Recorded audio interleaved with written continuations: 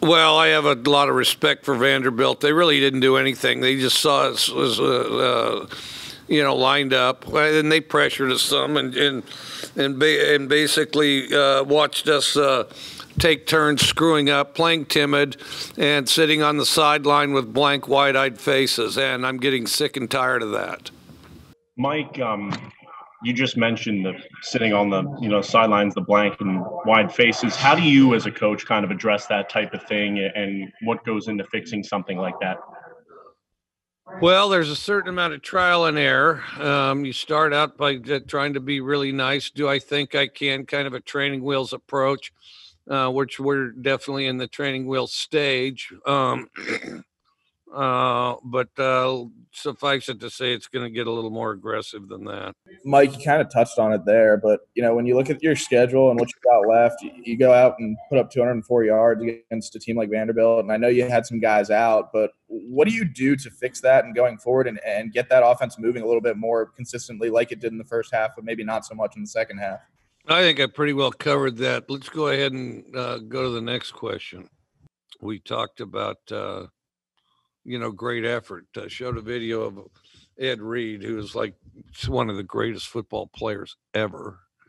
As a matter of fact, I'm going to make sure I give him a game ball. I don't know where he is, but I'll figure out.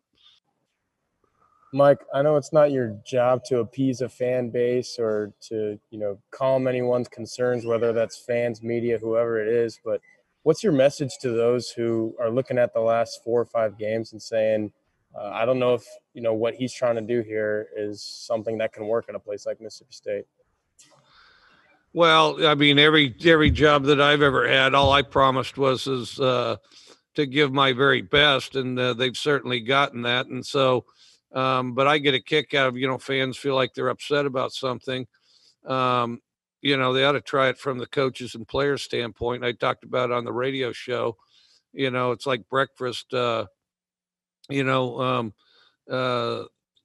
chicken's involved, but the pig's committed. Okay. So, coaches and players, we're like the pigs. Okay.